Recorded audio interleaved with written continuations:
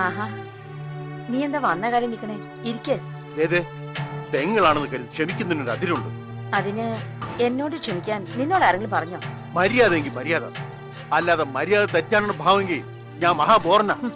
അത് നീ ചെയ്യുന്ന ഓരോ കാര്യം കണ്ടാലും മനസ്സിലാവും, പറയണമെന്നില്ല. പക്ഷേ നീ ഇവിടെ വന്ന് ഈ കളിതുള്ളതിന്റെ കാരണം എനിക്ക് മനസ്സിലാവാത്തത്. അഭിനയിക്കാൻ പണ്ടേ നിങ്ങൾ മിടിക്കുക, അതൊരുപാട് കണ്ടവനെ ഞാൻ. പക്ഷെ എന്റെ അടുത്ത് വേണ്ട. അമ്മയും മക്കളും കൂടി എനിക്കും എന്റെ മോൾക്കെതിരെ കളിക്കാനാണ് ഭാവമെങ്കിൽ വിടില്ല ഞാൻ. എന്താടാ പറഞ്ഞത്? ഈ തോളത്തിട്ട് ഞാൻ വളർത്തി വലുതാക്കിയ നീ എന്നെ എന്റെ മക്കളെയും എന്ത് ചെയ്യുന്ന? പറയടാ, എടാ പറയാൻ. അമ്മേ, അമ്മേ എന്താ കാണിക്കുന്നു? എന്റെ വിട.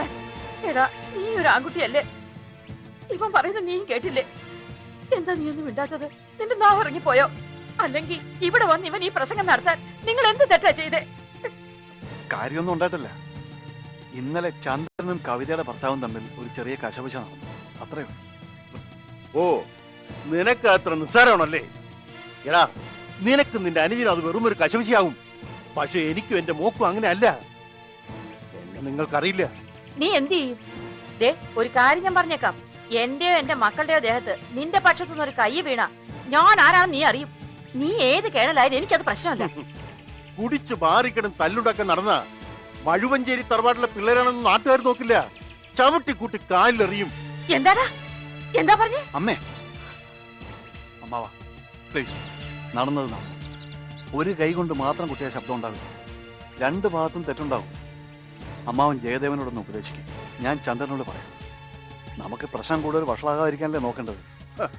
എനിക്ക് പ്രശ്നം വഷളാവുന്നുള്ള ഒരു പേടിയില്ല. പിന്നെ ജയദേവനെ ഉപദേശിക്കേണ്ട കാര്യമൊന്നും എനിക്കില്ല. നിന്റെ അനിയനെ കുടിച്ച് ബഹളം ഉണ്ടാക്കിയത്. അങ്ങനെ ഒരു ഭാഗം മാത്രം പറയരുത്. ജയദേവനും ആ സമയം അവിടെ സ്വബോധമില്ലാതെ ഉണ്ടായിരുന്നില്ലേ? അല്ലെങ്കിൽ പ്രശ്നം ഉണ്ടാവും.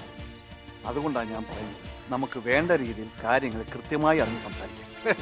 എനിക്കിനി ഒന്നും അറിയാനുള്ള സംസാരിക്കാനുമില്ല. ഒരു കാര്യം ഞാൻ പറഞ്ഞേക്കാം, കൂടുതലുള്ള ഒരു എല്ല് കുറച്ചില്ലെങ്കിൽ അവന്റെ ദേഹത്ത് പിന്നെ ഒരു എല്ലും ബാക്കി വെച്ചേക്കില്ല. പറഞ്ഞേക്ക്.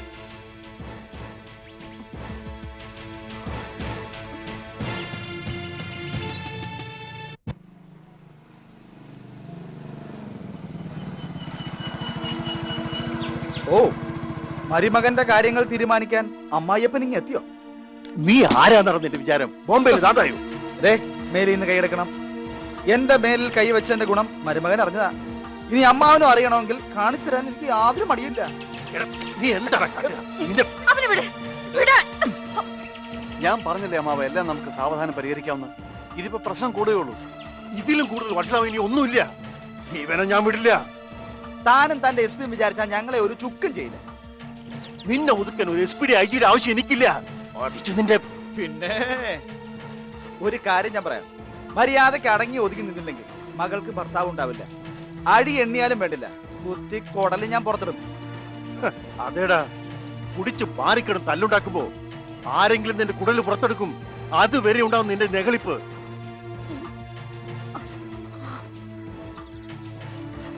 അമ്മാവ പ്ലീസ്, നമുക്ക് എല്ലാത്തിനും ആലോചിച്ച് സമാധാനമായിട്ടൊരു പരിഹാരം ഉണ്ട്. സമാധാനവും പരിഹാരവും നീ ഉണ്ടാക്കണ്ട. നീ പോയി നിന്റെ പണി നോക്കണ. ഇതിലും വലിയ കൊമ്പന്മാരെ ഒതുക്കിയിട്ടുണ്ട്. പിന്നല്ലേ നിങ്ങള് ഒതുക്കാൻ പറ്റുമെന്ന് ഞാനൊന്ന് നോക്കട്ടെ. നോക്ക്, തനിക്ക് പറ്റുന്ന പണി എന്താണെന്ന് വെച്ചാ പോയി നോക്ക്. ചുമ്മാ ഇരിക്കണേ. അല്ല എടാ, നിന്റെ ഈ നകളിപ്പ് അധികം നാള് കാണൂല. കാണിച്ചു തരാം.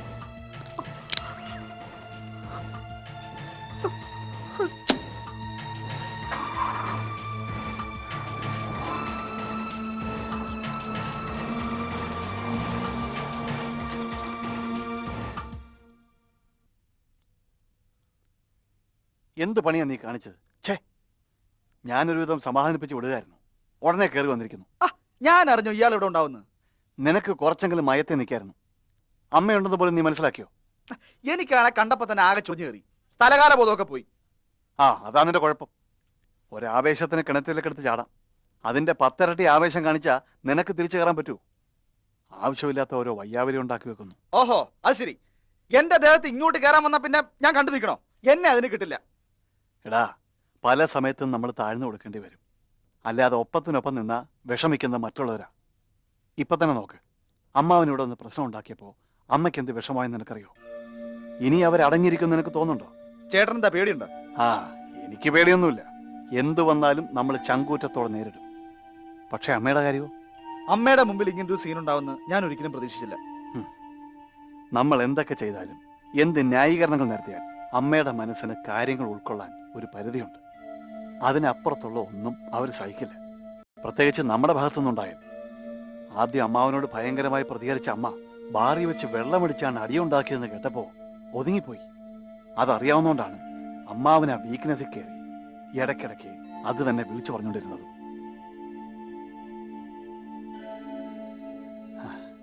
നീ ടെൻഷൻ അടിക്കണ്ട.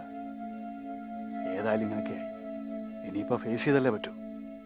അമ്മയെ നമുക്ക് പറഞ്ഞ് സമാധാനിപ്പിക്കാം.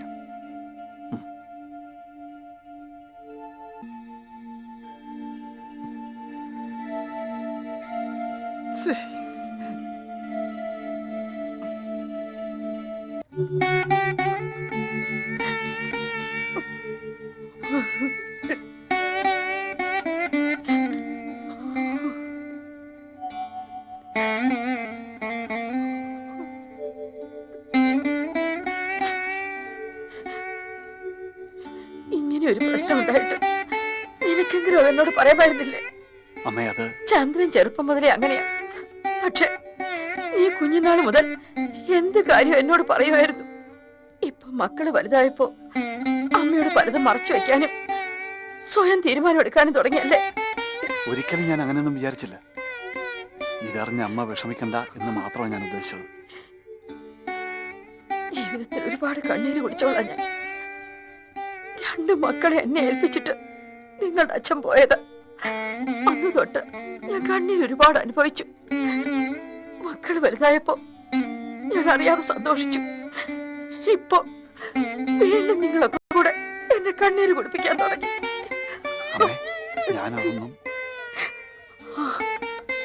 അവന് വലിയ ഓർമ്മ കാണില്ല. നമ്മള് വന്ന വഴി നിനക്ക് ഓർമ്മ കാണും.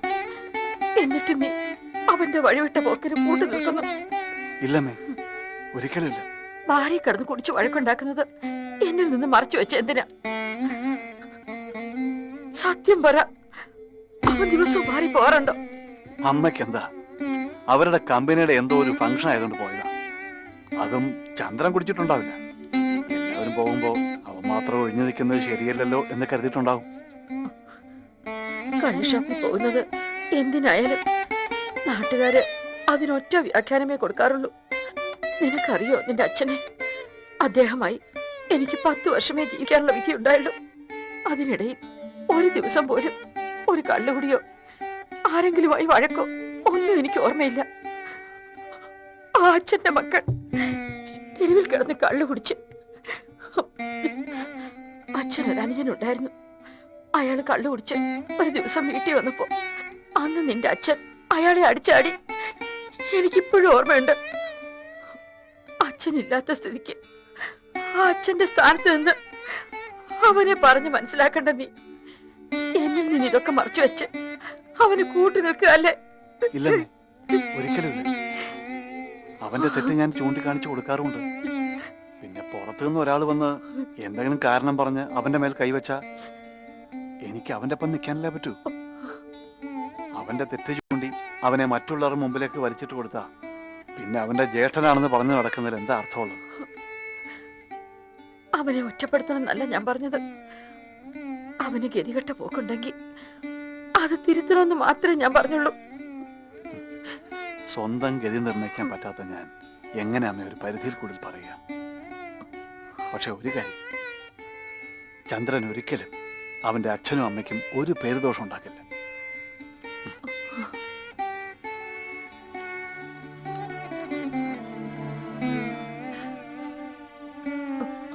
അമ്മേ, ഞാൻ ഒരിക്കലും കരുതിക്കുട്ടി ചെയ്തതല്ല.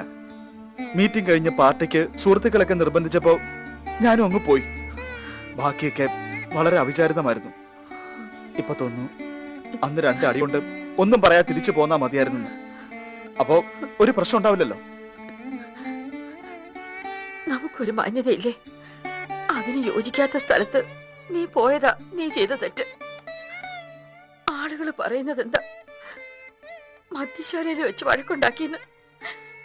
ഇതിൽ പേരെ നാണക്കേടെന്താ? അമ്മയ്ക്ക് എന്നെ വിശ്വസിക്കാം. ഇനി ഒരിക്കലും ഞാനിത് ആവർത്തിക്കില്ല. അമ്മ സത്യം.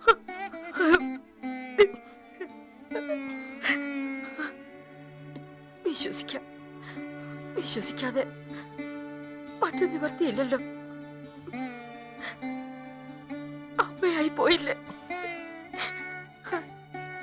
മക്കളെ ഓർത്ത് കരയാനേ വിധിച്ചിട്ടുള്ളൂ തോന്നണു.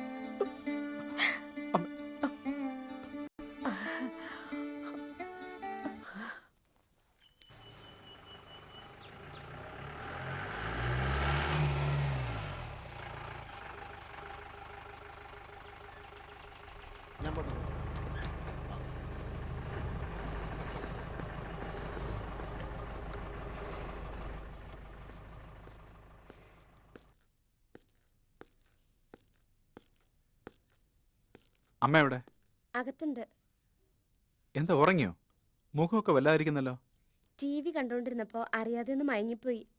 അവൾക്ക് ഇവിടെ ശരിക്കും ബോറടിക്കുന്നുണ്ട്. എത്രയെന്ന് വെച്ചിട്ടാ ടി വി കാണുക? മാനസികമായി ശരിക്കും ഇഴുകി ചേരാത്തോണ്ടാ. അതൊക്കെ ശരിയായിക്കോളും. ആ, സുനന്ദ ഇന്നത്തെ പത്രം വായിച്ചില്ലേ? ഞാൻ വെറുതെ ഒന്ന് മറിച്ചു നോക്കി. എന്തേ? SP-ക്ക് സസ്പെൻഷൻ. ജയേട്ടനോ? ക്ലബിൽ വെച്ചൊരു അടിപിടി ഉണ്ടായി. കുറെ പേര് മനഃപൂർവ്വം കയറി SP സാറുമായിട്ട് ഉടക്കുണ്ടാക്കിയെന്ന കേൾവി. പത്രക്കാരത് കൊണ്ടുപിടിച്ചിട്ടുണ്ട്. SP-യോട് പണ്ട് മുതലേ അവർക്കൊരു പകയുണ്ട്. അവരത് ശരിക്കും മുതലാക്കി. സസ്പെൻഷൻ ആയാ പിന്നെ ജോലി പോവോ? ഏയ്, ഒരു അന്വേഷണ വിധേയമായി 10 ദിവസത്തെ ഒഴിച്ചു നിർത്തൽ. പിന്നെ അന്വേഷണത്തിൽ കുറ്റക്കാരനാണെന്ന് തെളിഞ്ഞാൽ എന്തെങ്കിലും ഒരു നടപടി കാണും. എന്തായാലും ഇതൊരു റെഡ് മാർക്കാണ്. ദേ, ജോലിയെ ബാധിക്കുന്ന ഒരു കാര്യത്തിലും നീ ചെന്ന് പെടരുത്. വല്ല പ്രശ്നം വന്നാലേ നമ്മളെ ഒന്നും സഹായിക്കാൻ ഒരുത്തനും കാണുകയില്ല. അങ്ങനൊന്നും പറഞ്ഞിട്ട് കാര്യമില്ല. പോലീസ് ഡിപ്പാർട്ട്മെന്റ് ആവുമ്പോൾ സസ്പെൻഷന് സ്ഥലമാറ്റവും ഒക്കെ സാധാരണയാ. അതിനൊന്നും തയ്യാറില്ലാത്തവര് തൊപ്പിയും കുപ്പായും ഒക്കെ ഊരി വെച്ച് വേറെ വല്ല പണിക്കും പോകുന്നതാ നല്ലത്. നീ പറഞ്ഞതാ മോനെ ശരി. ആത്മാഭിമാനം എന്ന് നഷ്ടപ്പെടുന്നു തോന്നിയാൽ അന്ന് നിർത്തണ പണി. അതെന്തായാലും നിങ്ങൾക്കത് പറയാൻ എളുപ്പാ. പക്ഷെ ഇന്നത്തെ കാലത്ത് ഒരു ജോലി വിട്ടാനുള്ള ബുദ്ധിമുട്ട് അറിയാലോ. എന്ന് വെച്ച് എന്ത് സഹിക്കണമെന്നുണ്ടോ? അവനവന് പറ്റാത്ത കാര്യമാണെങ്കിൽ അതിനെതിരെ അപ്പ പ്രതികരിക്കണം. അതെന്ത് തലപോന്ന കേസായാലും വേണ്ടിയില്ല. എനിക്ക് ഈ തത്വം ആദർശമൊക്കെ കേൾക്കുമ്പോ ഉണ്ടല്ലോ. ശരിയാണമ്മേ. അവനവന്റെ വ്യക്തിത്വം കളഞ്ഞ് വെറുതെ ജോലിക്ക് വേണ്ടി എങ്ങനെ കടിച്ചു തൂങ്ങി നിൽക്കാന്നൊക്കെ പറഞ്ഞാൽ ഏയ്, അതൊന്നും ശരിയാവുന്ന കേസല്ല. എനിക്കെങ്ങാനും അങ്ങനത്തെ ഒരു അവസ്ഥ വന്നാ ഒരു സംശയമില്ല, ആ നിമിഷം ഞാൻ റിസൈൻ ചെയ്തിരിക്കും. എന്നിട്ട് ഇവൻ എന്തോ ചെയ്യും? നല്ല ഒന്നാം തരം തുമ്പ ഞാൻ വാങ്ങി വെച്ചിട്ടുണ്ട്. 1-2 ഏക്കർ പറമ്പുണ്ട്. അത് ഈ കിളയ്ക്കും. എന്തേ? കിളയ്ക്കും. അച്ഛനും മകനും കൂടി കിളച്ചങ്ങ് മറിക്കും. കേക്കണ്ട എനിക്ക്. പെൺബുദ്ധി പിൻബുദ്ധി.